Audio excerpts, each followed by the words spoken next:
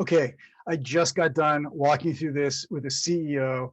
It was so valuable to him that I thought it made sense to share with you. I'm going to share literally what I just scrolled out on this whiteboard with you so you can follow along. I promise you in the next couple minutes, this will be valuable to you. So here's what we have. When you think about your go-to-market, and I'll explain what all this is in a minute, you have, just focus on the black boxes here, okay? You have your marketing. Yikes. You have your marketing, your sales, and your services. Obviously, those are the three elements that are so natural to everybody. The other three ways you break up your go-to-market are the stories that you tell. These stories that you tell at the market level in your category, in one-to-one engagements with prospects, and then with your clients once the prospects have become clients. And they create possibility. They illustrate the opportunity that is going to be achieved in working with you. The stories that motivate people. People make decisions, and action is created based on emotional resonance. The stories you tell. Two, the skills. The people that you have certain mindsets and skills that turn those possibilities into realities. And without that, all you have are some interesting stories.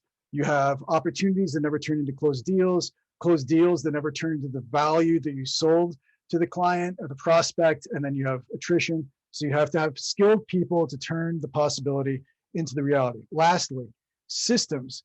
Systems in and of themselves don't create improvement, but they do create consistency, scalability, measurability, which all can turn into improvement.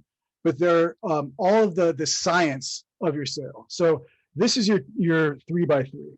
Now, here's what typically happens. You have your board of directors, or often happens. We'll use this as an example. Board of directors saying, look, the problem with your revenue is that you don't have systems in place, read predictable revenue, get medic, ban, all sorts of deal qual, but create a system for predictive, consistent revenue. Put that into place. Your systems for sales, all right? Then you have your CEO going, no. I think I just need better salespeople. We're paying people too low. We're not getting enough salespeople. I need to bring in a sales trainer, something of that nature. Perhaps that's the answer. You have your CIO saying, not true. My salespeople are great. I'm not getting enough leads that are high quality leads.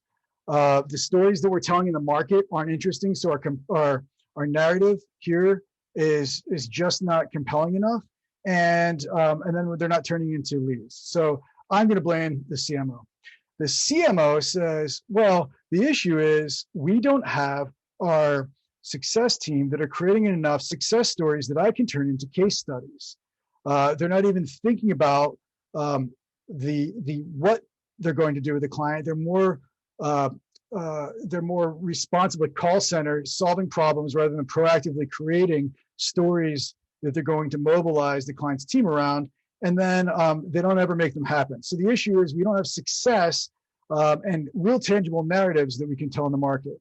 And of course, the sales team is saying, the actual sales reps themselves, they're saying, well, it's not that we're not skilled, we just don't have the stories that we need to tell when we get this objection or somebody brings up this competition, etc. Product marketing. So they blame product marketing. Interesting. The reality of this is every story, there are 8 sides, not 2 sides. There are 8 sides to every story. There's a little bit of truth in all of this. So what do we have here? One,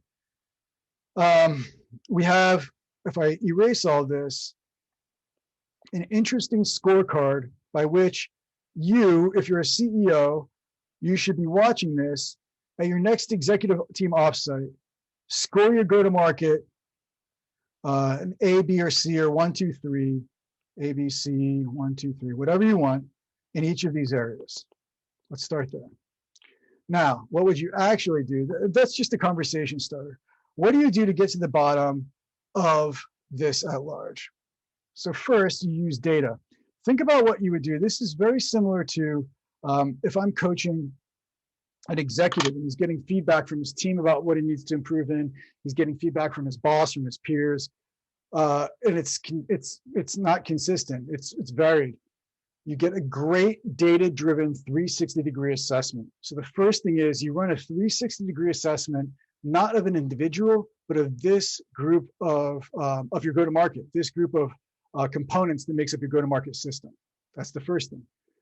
360 assessment of your go-to-market. Two, you take this is a systems thinking, this is a system at large, and you take a systems thinking approach and a systematic way by which you go through and you solve for each of these areas in the way that makes the most sense. In other words, you can't boil the ocean and solve for it all at once.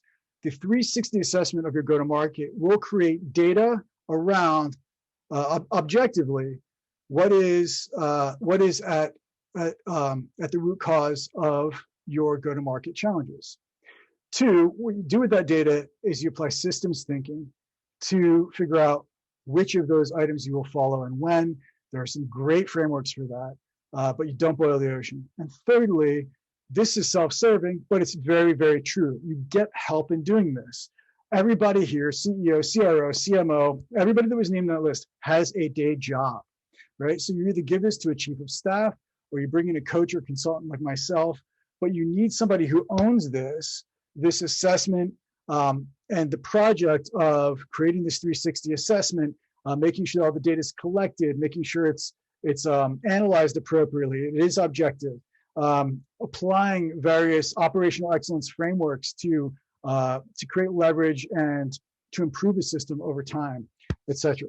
So I hope this was helpful to you in distilling down what is a complexity in very simple terms. If one, you're interested in having a 360 assessment of this nature done, or two, bringing in somebody like myself to work through the systematic approach to solving for each of these things, give me a shout. If you're not, but this was still interesting to you, like it, follow me on LinkedIn or YouTube, wherever you're seeing this, so that you can see the next helpful thing that I post. And until then, be truly well and continue to be dedicated to being an effective executive. Cheers.